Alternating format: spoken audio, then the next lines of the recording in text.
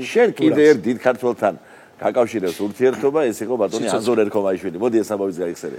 მე მგონია რომ ამას ადამიანებს რა თქმა უნდა შინაურებს უყვები ამ ყველაფერს, მაგრამ აი ასე რომ უყვებოდი ამას, სულ მგონია ახლა რაღაცაში იმაში არ ჩამითვალონ, რომ სიამაყეში მე იცი ამ ადამიანებთან მქონია ურთიერთობა. ეს რაღაც საოცრად მოხდა ღვთისმსხალობით და ბატონ ანზორ ერქომაიშვილთან, აი ეს იყო რაღაცა ისეთი ისტორია, კიდე ხობში ტარდებოდა მეგრული სიმღერის ფესტივალი. ძალიან საინტერესო და ძალიან სტუმართ მოყვარე ფესტივალი იყო, მასშტაბური კი საზღვარგარეთიდანაც ჩამოდიოდნენ და აქ ჩვენი თეატრალური ანსამბლში ჯანსულოს ვასრულებდი მაშინ. მე ფოჩი რო წავედი თეატრში, ბატონი იროდი ტიკარაძის ფაზისი ანსამბლი, ნუ ახლა ეს ჯანსულო იყო და იქაც შევასრულებდი ამას და წავედით ხობში.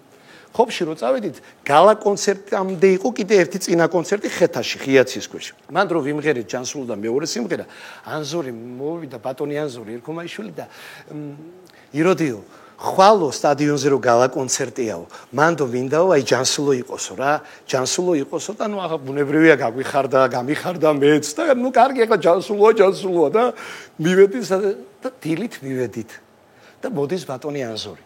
საოცარი რამე ხდება.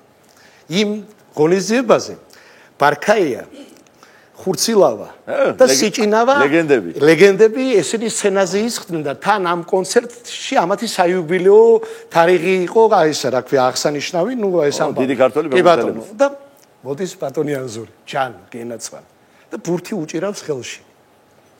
ეს ბურთიო და ბურთზე ვხედავ ხელმოწერებს. თბილისის დინამოს ლეგენდარული ფეხბურთელების ხელმოწერა, საკუთარი თავისი ბურთი რა. და მინდა ამ ჯანსულოს რო დაიწყებთო რაღაცნაირად ეს ბურთი გათამაშდეს იმ დროს ჰარირა და აი ამ მომენტში და უცებ ფაფახი კიდევ გაგვიმართლა, მაგრამ ეს ფაფახი აი ეს აღმოჩნდა დიდი რო აღმოჩნდა ჩემს ვაკაც ვეუნები დათო ჩაჩხიანს, ვისაც ეს ეჭირა და რომელმაც უნდა გადმომიგდოს.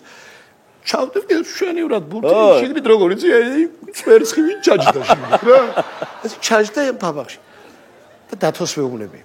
დათო ეს რო გეჭირება, მოდი არ გავყიდოთ ბურთი მეთქი.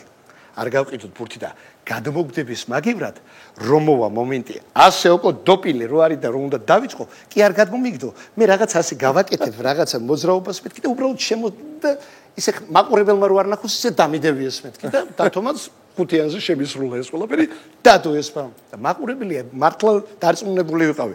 ვერავინ ვერ მომკრა თავი, ახლა კულისებში რა გავაკეთეთ იმას შეიძლება რამოდენიმე თვალს ენახა, მაგრამ მაყურებელი მაინც გუნზეა, ჩენზეა და ეს ბურთი ამ ხელას ღარბი დევს რა პოპოხი. უნდა ავდგე, ისე უნდა გავაკეთე.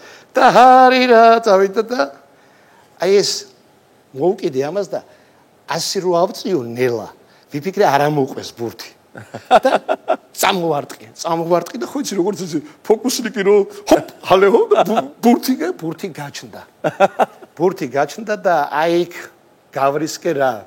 ხო იცი მსახიობებს ემართებათ ხოლმე. ერთი რო გამოგივა მე გადამეო ზედმეტი სითამამე და აი შეიძლება ცუდად დამთავრდეს ყველაფერი, მაგრამ მაგ შემთხვევაშიც გამიმართლა. ვიფიქრე ახლა ეს ბურთი, ეს ფაფახი მიჭირავს ასე. ეს ასე შემიძლია ავიღო. რო აიგდო ფეხით არა?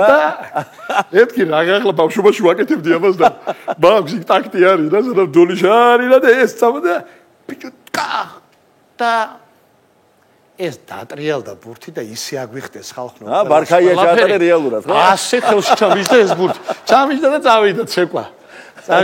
მე დავდები და ჩაუწოდე კიდევაც იმად.